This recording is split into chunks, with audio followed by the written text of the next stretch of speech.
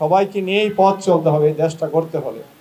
এখানে আমরা ঐক্যবদ্ধভাবে সমাজের সকল মানুষের সাথে আপনাদের কথা বলতে হবে, সকলকে নিয়েই আমাদের পথ চলতে হবে।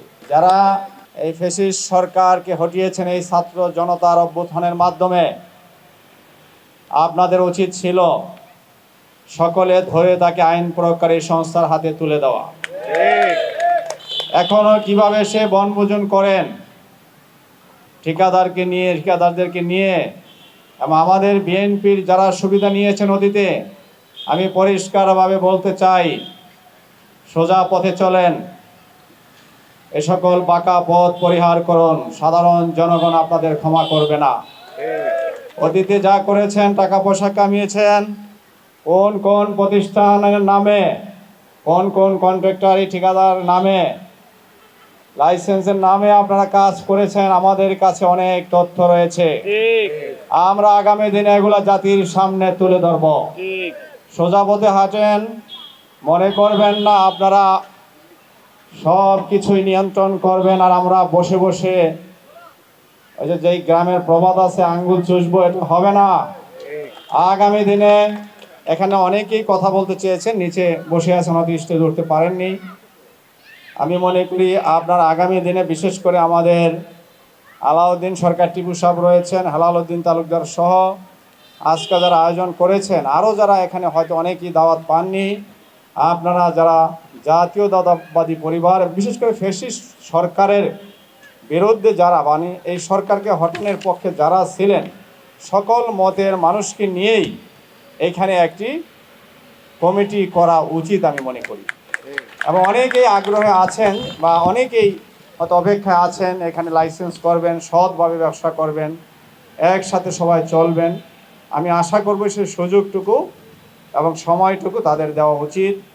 সকলে ঐক্যবদ্ধভাবে যদি আপনারা কাজ করেন, ঐক্যবদ্ধ থাকেন, তাহলেই আপনারা সকলে মিলে দীর্ঘ সময় যে আন্দোলন সংগ্রামের মাধ্যমে স্বৈরাচারী খুনি সরকার হাসিনা পালিয়েছে, সকলের ঐক্যবদ্ধ প্রচেষ্টা না থাকলে এটা কখনোই সম্ভব ছিল না। সেজন্যই আপনারা বিভেদ তৈরি না করে, আমি মনে করব যারা আরেকটি পিকনিক হচ্ছে, যারা জাতীয়তাবাদী দলকে ভালোবাসেন এবং এই খুনি হাসিনাকে যারা অপছন্দ করেন, অতীতে যাই হয়েছে সব বাদ দিয়ে, আলাউদ্দিন সরকার টিপু সাহেব বলেছেন, আপনারা বসে দ্রুত সময়ের মধ্যে আপনারা ঐক্যবদ্ধ হয়ে একটি প্ল্যাটফর্ম তৈরি করেন। অবশ্যই আমরা আপনাদের পাশে থাকব এবং আমাদের মহানগর বিএনপিও আপনাদের সহযোগিতা করবে। এখানে যদি নিজেরা আপনারা বিভেদ তৈরি করেন, গ্রুপিং সৃষ্টি করেন, অন্য মানুষ সুযোগ নেবে। বিশেষ করে আজকে আপনারা দেখতে পাচ্ছেন আমাদের দেশকে নিয়ে একটি গভীর ষড়যন্ত্র হচ্ছে। সেই ষড়যন্ত্রকে মোকাবেলা করতে হলে বহু শহীদ, রক্তের শত ছাত্র জনতা আন্দোলনের ফসল, শহীদের ফসল আজকে আমরা এই মুক্ত বাতাসে আজকে আমরা এখানে কথা বলার সুযোগ পেয়েছি, আপনারাও সুযোগ পেয়েছেন।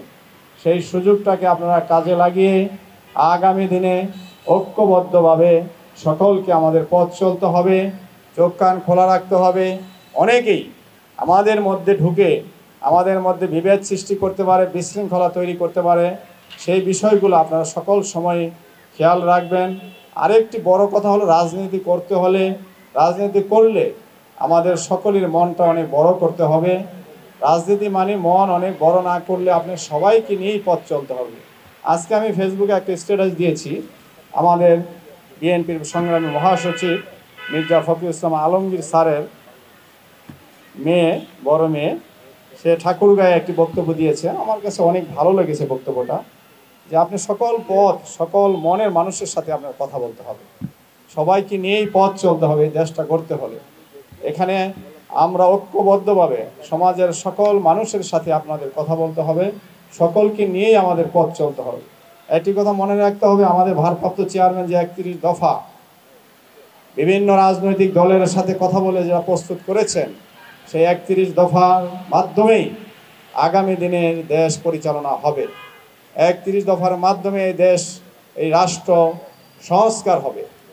সেজন্যই সেই 31 দফায় অনেক কথা রয়েছে, সেদিকে আমি যাব না। আপনারা এখানে অনেক সচেতন মানুষ হয়েছেন, সবাই আমার মনে 31 দফা আপনারা পড়েছেন।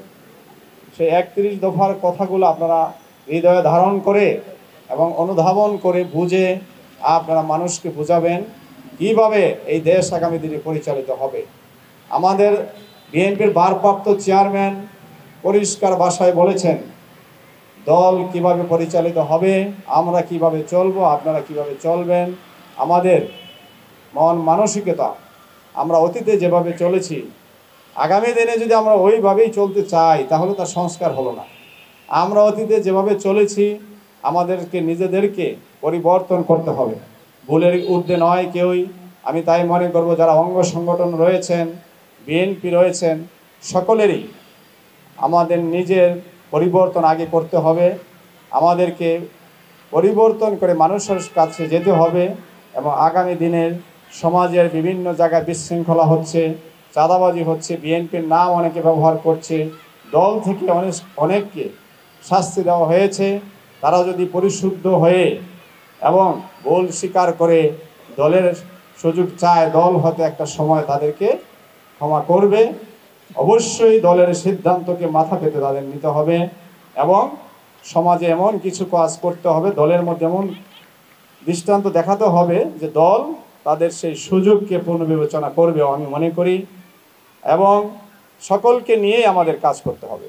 আমি আমার বক্তব্য দীর্ঘায়িত করব না, আমাকে আপনারা এখানে